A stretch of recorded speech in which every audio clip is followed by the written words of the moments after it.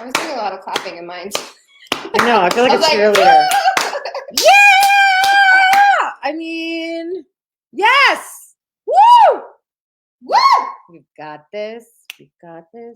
Here we Got go. this. Here we go now. Here we go Go. now. Facebook ain't gonna stop me from dancing. Hey, hey, hey. Woo! I gotta stretch. Let's stretch. Let's stretch out. Let me pull my pantalones up for you. I do have sweat stains, so don't judge me. Stretch. Oh, I'm surprised I can even put my hands up in the shirt. Stretch and down.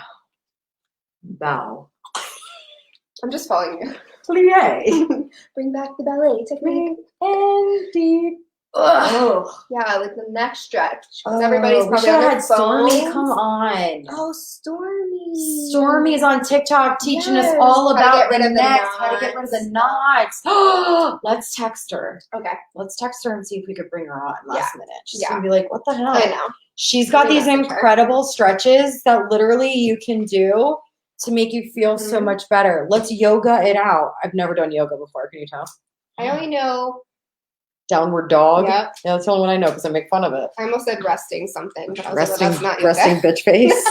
That's not a yoga pose, boo. That's just our everyday. Hello. Did we already tell you look amazing today? Well, Mel, no, but you could tell me again and again. I love you. We have to welcome someone. Please hold. Oh my gosh, that's right. I want to have confetti. I know, we need confetti.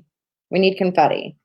So why don't we, Heather Young, can we all drop congratulations to Heather Young in the comments and tag her? She just joined the Moneymaker branding kit and she is ready to slay her brand. So Heather Young, baby girl, we are so excited to welcome you to the Moneymaker branding kit. I cannot wait to help you create your mission statement, your content strategy for 2021, and to help you stand out like a boss. So Heather Young, y'all could just tag her for me in the comments. That would be amazeballs.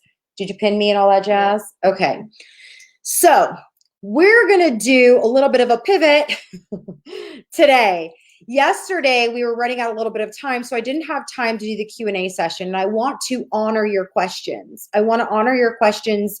I want to be able to answer those questions that you guys had, and I honestly love this part every time I do this in one of my 5-day workshops because most people will learn so much. Most healers will learn a lot in these moments, and so if that's okay with you, I'm going to do an extra training at the end of today. And I'm going to answer the Q&As now. So how does that sound? Yeah.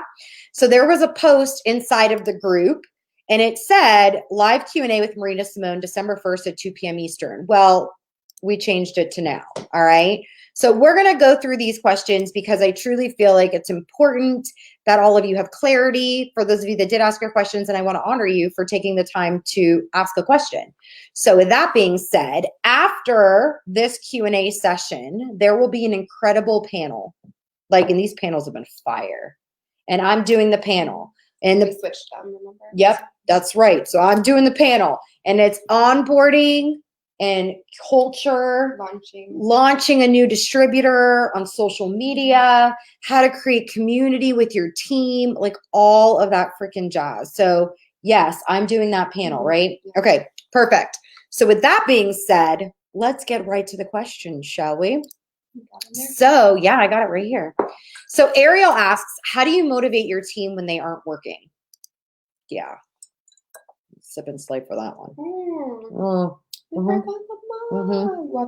It's okay. We're sipping and slaying. We got some water over here. Drink your water, people. Otherwise, you're going to lose energy and feel like crap. You don't want that. You don't want to be a crappy butthole.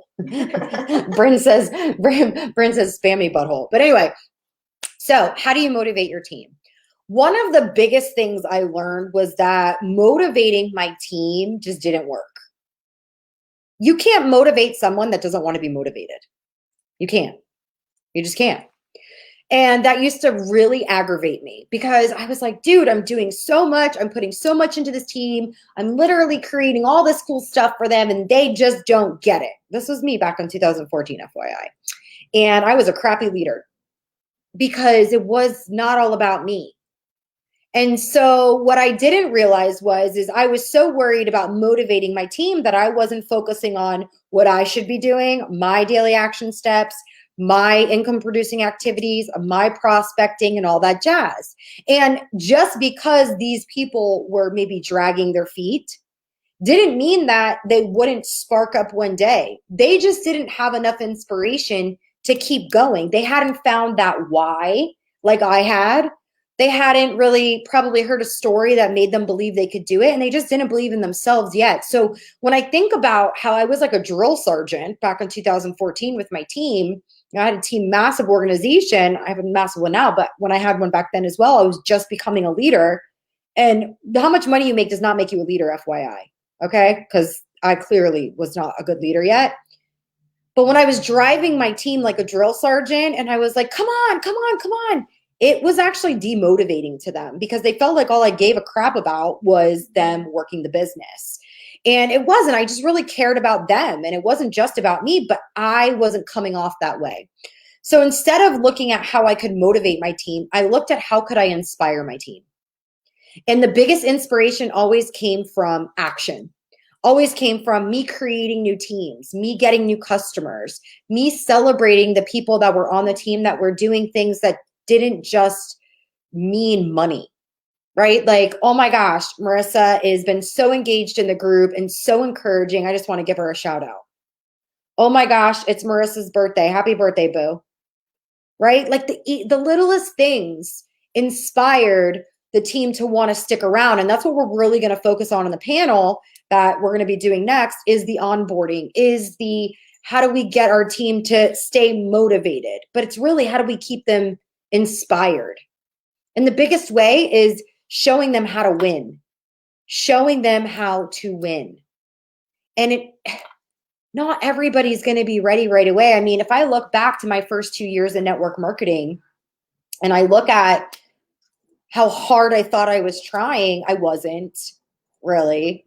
And it was harder then because we weren't using social media. I truly believe that, but people still did it. I wasn't in the right leadership place. I wasn't in that place in my journey. And so I like to step back and look at if I enroll someone and they don't kick it off right away, right? Then I look at it like it's just not their time, and that's okay. I'm still going to be there.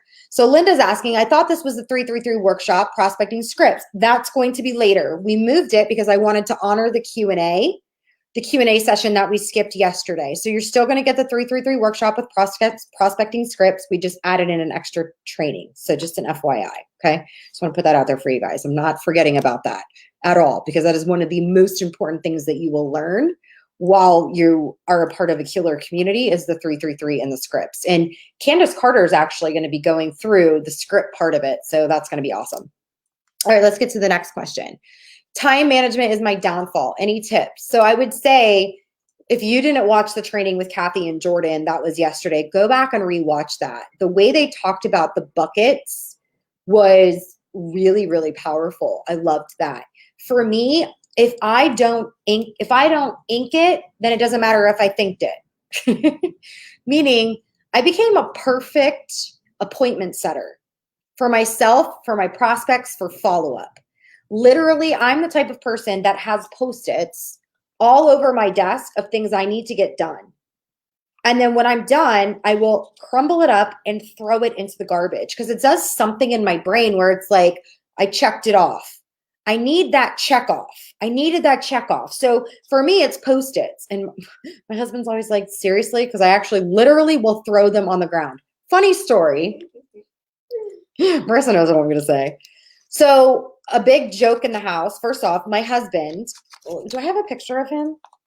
Right? I mean, I haven't even like introduced my family yet or anything because I just assumed everybody knows. But let me grab a picture of this cutie patootie because he's so fine. We call him HBO, Honey Bunches of Oats. Okay. That's what hashtag HBO is what we gave him. And he honestly is the most incredible human on the planet now. We've been through the ringer, but he's awesome. So this is my man. Oh, there we go. There it is. There it is. So this is my 10-year-old Anaya. Isn't she beautiful? I just can't. I'm just obsessed with her. She saved my life. And then this is my Honey Bunches of Oats. Yep, he's all tatted up. Yep. And then this is Madeline. She's going to be 20 months this month.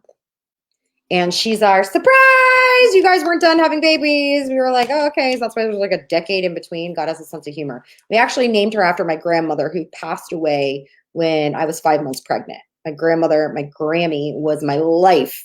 She was like my mom. And so we lost her when I was 5 months pregnant. So we ended up naming her after my grandmother. So little cool thing. So with that being said, Madeline sees me joking around all the time. She's so smart, it's sick. It's like crazy how smart she is. So as a joke, my family and I every Sunday, like literally almost every Sunday, we mess with Jason because he's very OCD and he likes everything to be in place. And I am super messy. Like my world is messy, business on point. Just an FYI. Like that's literally what it is. And so I, as a joke with my sisters, Jason will walk by, pick something up, and we'll literally throw something on the floor and be like, Jason. And it's like a big joke in the family. Thank God he doesn't have social media, so he can't hear this. He'd be mortified right now. So any hoopity hoopla, my mom and I were sitting on the floor playing with Madeline, and she grabbed one of her toys, threw it behind her, and goes, Jason. We literally were like peeing our pants, laughing hysterically. So then HBO, Jason, came inside and she did it to him. And he was like, what did she just say? And I'm like, babe, she just said your name.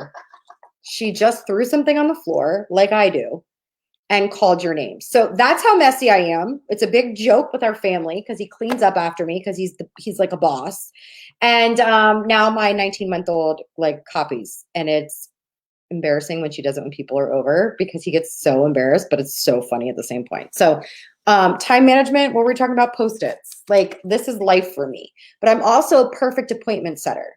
What do I mean by that? Like I literally have a calendar and I write on my calendar when I'm going to follow up with a teammate, when I'm going to follow up with a customer, when I'm going to follow up with branding, when I'm going to follow up with anything. 3 minutes. Okay. So when I follow up with anything, I have it. If you can become a perfect appointment setter and make your business like it's a real $1 million business, that's what I started treating it like. It's crazy what things can happen. All right. How do you get systems created for your team using social media? Lisa, that's a great question. So we're actually going to talk a little bit about that on the panel, which will be really, really awesome. So you'll be able to hear from how many people, 6, 7, 8 different leaders that are going to be on there and what they've done with their massive teams, as well as we have a training I'm doing, I think, on onboarding as well. So that'll be great. But Michelle Eldridge did an incredible training yesterday on her simple system. Like literally that was like a $10,000 plus training. Oh, yeah, it was gold. Like I would highly suggest you go back and watch that if you haven't. Jessica says, how to work the business as a stay-at-home mom with no outside help. Husband works long hours and brain is fried by the time kids go to bed. You know, like I believe in iPads. I'm just going to say it. I don't feel like you're a bad mom if your kid has an iPad and an hour they get to be on their iPad while you're working your business. Like there's nothing wrong with that. There can be iPad time so you have work time. There can be maybe play date time. I know the COVID is going around and stuff like that. So I get that, but I don't know. Do you have anybody you know with kids that you're not worried about being around? Like, how can you make it work? Something I used to do when I was a single mom was I used to wake up an hour earlier than my kid and go bed an hour later. Sacrifice is going to have to happen to build the business of your dreams. Sacrifice is going to have to happen. If anybody tells you any different, they lie. All right.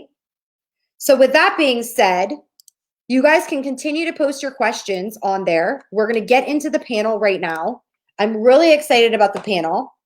We're going to close this out and bring up, bribe them. It works like a charm. It really does, to be honest. Bribing does work, and I co-sign on that as well. All right. So with that being said, let's get over to the panel and we'll get that pin to the top and all that jazz. So I'll see you over on the panel.